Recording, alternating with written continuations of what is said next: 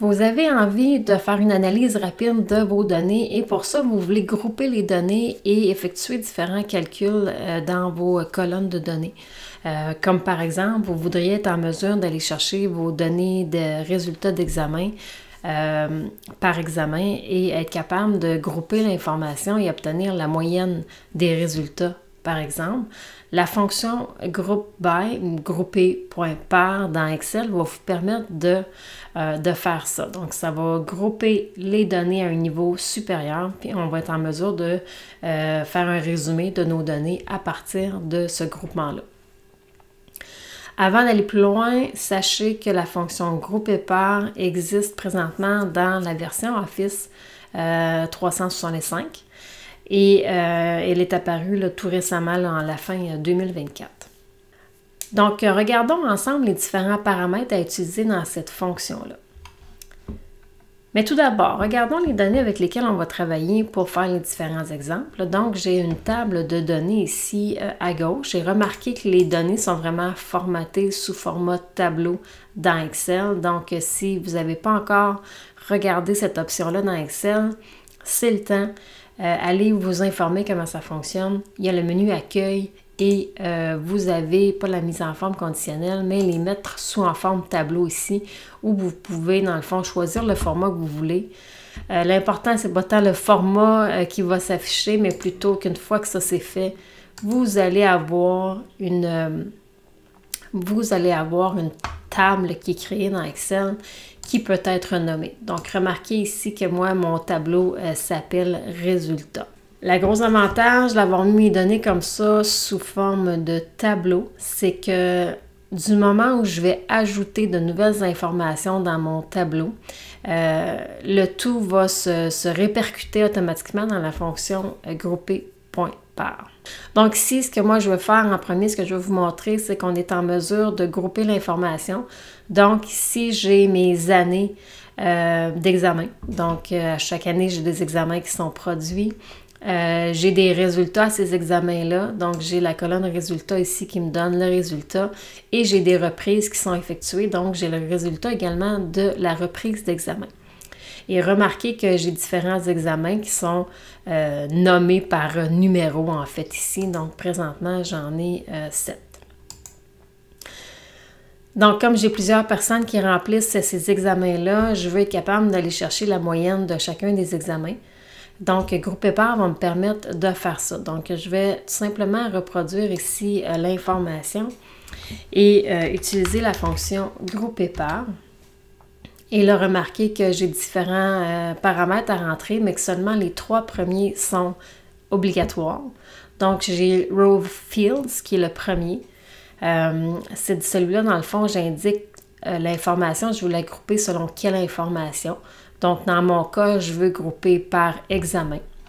Pour ça, je vais aller chercher dans mon tableau. Je vais venir sélectionner ma colonne. Et vous voyez que quand je me positionne juste au-dessus du nom de ma colonne, j'ai ma flèche noire qui apparaît. Si je clique 2 fois, je vais pouvoir sélectionner autant les données que l'entête de cette colonne-là. Donc, pour moi, c'est ce que je vais utiliser pour l'instant. Et en fait, le row field, c'est un peu comme dans un tableau croisé dynamique, ce que vous mettez en ligne dans votre tableau. Ensuite, le second paramètre, c'est Values. Dans celui-là, on va aller chercher les valeurs sur lesquelles on va effectuer un calcul. Donc, moi, le calcul que je veux faire, c'est sur mes résultats. Donc, je vais venir sélectionner ma colonne résultats. Encore une fois, je clique 2 fois pour aller chercher l'entête. Et là, il faut être conséquent. Vous n'êtes pas obligé de cliquer 2 fois pour aller chercher l'entête. Mais si vous ne le faites pas dans un, faites-le pas dans l'autre non plus. Et je vais vous montrer tantôt qu'on a également un paramètre pour nous aider à gérer les entêtes. Ensuite, je vais aller choisir la fonction que je vais utiliser dans mon grouper par. J'en ai quand même différentes options. Vous remarquez ici que je ne suis pas limitée juste à la somme et à la moyenne. Un des avantages d'utiliser grouper par, c'est qu'on a en fait plus de fonctions que ce qu'on voit habituellement dans les tableaux croisés dynamiques. remarquez qu'on a tableau en texte ici. Je vais montrer un petit exemple à la fin. On a aussi lambda, par exemple, qu'on n'a pas accès habituellement dans un tableau croisé dynamique. Donc moi ici, ce que je veux faire, c'est une moyenne. Donc je vais aller chercher moyenne ici. Et si je me concentre pour l'instant avec les paramètres qui sont obligatoires, je peux faire Enter ici. Et j'ai maintenant mon tableau sommaire par examen et les moyennes de ces examens-là. Remarquez qu'ici, je n'ai pas dans la tête d'afficher et j'ai une ligne totale à la fin d'afficher où j'ai la moyenne totale de tous ces examens-là. Je peux changer tout ça en allant compléter les différents paramètres que j'ai plus loin dans la fonction, donc ceux qui sont facultatifs. Donc, je vais venir premièrement m'ajouter des en-têtes parce que ça va être plus intéressant de voir quelle colonne contient quelle information. Et là, remarquez, quand je passe aux field headers, qui sont mes en-têtes, j'ai 4 choix possibles. Donc là, les réponses que j'ai ici, le non ou le oui, c'est en fonction des données. Est-ce que les données que j'utilise ont des en-têtes ou pas? Moi, étant donné que je suis dans un tableau de données ici et que j'ai sélectionné mes en-têtes, Excel reconnaît le tableau et il sait que j'ai des en-têtes. Donc, je n'ai pas spécifié rien ici, il a quand même pris mes données correctement. Par contre, si je n'avais pas sélectionné mes en-têtes, il aurait fallu que j'identifie dans le fond que mon tableau avait des en-têtes, donc je devrais choisir obligatoirement le 1 ou le 3. Allons-y avec ces deux paramètres-là qui prend des données avec des en-têtes. Moi, ce que je veux, c'est les afficher, donc je vais plutôt utiliser le 3 ici pour pouvoir les afficher, comme ça ici. Et si je laisse ça comme ça ici, là, on voit maintenant que j'ai mes en-têtes d'afficher. On s'entend que ça va être plus beau. Et si dans le fond, je mets du format ici, fait que je pourrais, après ma barre, rajouter du format dans mes cellules. C'est tout simplement ce que j'avais fait ici dans l'exemple qu'il y a juste devant. Donc, je peux changer les couleurs là, au besoin comme ça de mon en-tête. Aussi, remarquez que le résultat d'un groupé pair, c'est une matrice. Donc, la formule se trouve seulement dans ma première cellule ici. Et si je me déplace dans les autres cellules, vous voyez que la formule est maintenant grisée. Donc, si je veux faire un changement dans cette formule-là, je dois le faire absolument dans la première cellule ici de la matrice. Si je continue avec les autres paramètres, j'ai Total Treatment ici, qui est dans le fond, est-ce que je veux avoir des totaux ou sous-totaux dans mes données? Donc, je peux mettre un 0 si je ne veux pas afficher du tout des totaux. Donc, je vais simplement changer l'information ici. C'est des options qui sont quand même assez parlantes d'elles-mêmes, donc je ne passerai pas à travers le tout.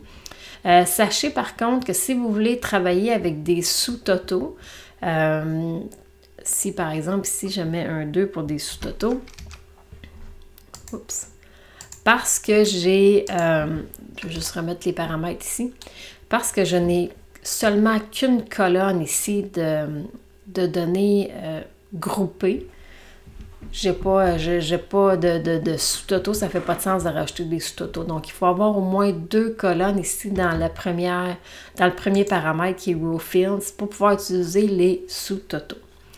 Donc ici, je vais remettre le tout à 0, par exemple ici, pour enlever ma ligne de total. Si je vous donne un exemple, justement avec des sous-totaux, ici, je suis allée chercher, en plus des examens, ici, je suis allée chercher année.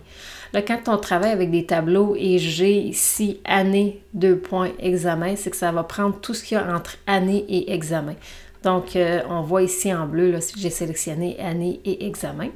Donc, j'ai maintenant 2 niveaux d'agrégation. Donc, j'ai l'année et l'examen et je vois le résultat pour chacun. Remarquez ici, dans le paramètre, dans le dernier paramètre, j'ai mis un 2. Donc, si je l'enlève pour vous remontrer les différentes options qu'on avait. Le 2, c'est total, général et sous-totaux. Donc, quand je fais ça, j'ai mes sous-totaux, mais remarquez ici qu'ils apparaissent en bas de chacune de mes années. Donc, 2020 ici, 2021. Je le remarque parce qu'il n'y a pas de données dans l'examen. Donc, c'est ça ici, c'est mon sous-total. Donc, ce n'est pas l'idéal quand on regarde les données parce qu'ils sont difficiles à voir, en fait. Et là, ben, on veut éviter de mettre du format manuellement sur chacune de nos données. Donc, à ce moment-là, peut-être qu'on réussira à faire quelque chose avec du format de mise en forme conditionnelle. Bref, Stoto, on peut l'utiliser, mais sachez que le format n'est pas super. Ensuite, on peut travailler avec le tri. Donc, je vais revenir ici à mon élément de départ. Donc, si je reviens à mes paramètres, le paramètre suivant, c'est Sort Order. Donc, ça me permet d'établir le tri, de quelle façon je veux le faire. Donc, il faut identifier la colonne sur laquelle on veut faire le tri. Cette colonne-là doit être spécifiée dans mon Row Field ici, ou bien dans mon paramètre Values. Ici, parce que j'ai seulement une colonne dans Row Fields et une colonne dans Value, ce que je peux mettre dans les paramètres du tri, c'est soit 1 ou 2. Donc, 1, ça va être ma première colonne qui est dans Row Fields, et 2, ça va être ma deuxième colonne qui est dans Values. Donc, si je mets un 1 ici, ça va le trier par ordre croissant de ma colonne d'examen. Et si je mets moins 1, ça va le trier en ordre décroissant. Donc, négatif décroissant, positif égale croissant. Donc, si à la place, je mets un 2 ici, maintenant, il est trié par résultat ici décroissant. Et même chose, si je viens changer le moins ici pour le mettre en positif, ça va le trier en ordre croissant en utilisant les résultats qui est ma deuxième colonne. Si jamais vous avez des données qui ont plus qu'une colonne dans le premier paramètre qui est Row Fields, comme on avait l'exemple ici dans les années, c'est possible d'affecter un tri aux deux colonnes. Donc, je pourrais dire par exemple tri décroissant pour les années, tri décroissant pour les examens. Pour faire ça ici, ce qu'il faudrait que je fasse dans mon tri, c'est mettre l'information du tri entre accolades. Donc, je vais pouvoir mettre une accolade ici. Dans le fond, je fais une liste de tri. Donc, je pourrais mettre moins 1 ici. Et puis ensuite, avec un point virgule, moins 2. Et je ferme mon accolade comme ça ici. Et là, on voit que le tri vient de changer de décroissant année et décroissant ici au niveau des examens. Si je continue avec le paramètre suivant, il s'appelle Filter Array. Donc, on est en mesure d'aller filtrer les données sources pour garder seulement l'information qui évolue. Donc, par exemple, je pourrais dire, ben moi, je vais regarder juste les examens qui ont eu lieu depuis 2023. Donc, à ce moment-là, le calcul qu'on va faire, c'est qu'on va venir ajouter dans le dernier paramètre, mon Filter Array ici, je suis venue dans le fond indiquer la colonne année dans mes données. Je veux qu'elle soit plus grande ou égale à 2023. Donc, en mettant ce filtre-là, automatiquement dans mes données ici, ça filtre pour garder seulement les années 2023 et suivants. Je vous ai dit au début de la vidéo qu'on avait la possibilité d'utiliser la fonction tableau en texte. Donc, cette fonction-là, qu'est-ce qu'elle fait de particulier? C'est qu'elle va prendre nos données et elle va nous créer une liste de textes si on veut. Donc, pour ça, je vais changer de données pour vous montrer ce que cette fonction-là fait. Donc, j'ai créé une petite liste ici d'examens avec les professeurs qui sont en charge, donc qui sont responsables de ces examens-là. Pour certains examens, j'ai plus d'un professeur qui est responsable, donc je voudrais être en mesure de grouper par examen, puis venir lister chacun de ces professeurs-là sur la même ligne que le numéro d'examen comme j'ai ici dans mon résultat. Donc, à ce moment-là, la fonction tableau en texte va me permettre de faire ça ici. Donc, dans le troisième paramètre qui est fonction, je vais tout simplement aller chercher la fonction en texte, comme ça ici. Donc, si je vous remets toutes les options possibles, là, il se trouve ici au centre. Donc, je peux double-cliquer sur tableau en texte. Et j'ai affiché les en-têtes ici. Et finalement, j'ai indiqué que je voulais pas avoir de total. Là. Ça ferait pas vraiment de sens. Là, que j'aurais tous les professeurs qui seraient listés un à la suite de l'autre. Donc, je n'avais pas besoin de ça. Donc, si je fais Enter ici, là, on voit que ça l'a listé à côté de chacun des examens mes noms de professeurs. Finalement, sachez qu'on est capable de créer plusieurs colonnes de valeurs également. Donc, on a vu plusieurs colonnes dans le paramètre Row Fields, mais on peut faire la même chose avec les valeurs. Donc, moi ici, je vais calculer la moyenne autant pour les résultats et pour la reprise. Donc, je suis tout simplement allée sélectionner mes colonnes résultats et reprises. Puis, j'ai fait mon calcul de moyenne sur ces deux valeurs-là. Donc, ça me donne le résultat ici. Donc, vous voyez que c'est quand même assez rapide de faire un petit tableau sommaire avec cette fonction-là. Et comme je vous ai dit plus tôt, en fait, les avantages d'aller avec la fonction grouper.par versus faire un tableau croisé dynamique ou versus utiliser Power Query pour faire son groupement, c'est que l'actualisation est instantanée. Donc, si éventuellement j'ai un nouvel examen qui est inséré dans mes données, je vais mettre l'examen 8 ici avec des résultats, peu importe lesquels, là, comme ça ici, et que je remonte au haut, voir mes données, on voit qu'automatiquement, c'est venu rajouter ici l'examen numéro 8. Donc, je n'ai pas besoin d'actualiser mes données. Ça se fait automatiquement. Donc, ça, c'est parce que j'ai mis mes données en format tableau, ça capture l'information automatiquement. Donc, on voit que c'est rapide, c'est dynamique et finalement, ça nous donne accès également à des fonctions qu'on n'a pas dans le tableau croisé dynamique, comme le dernier que je vous ai montré qui était fonction tableau en texte.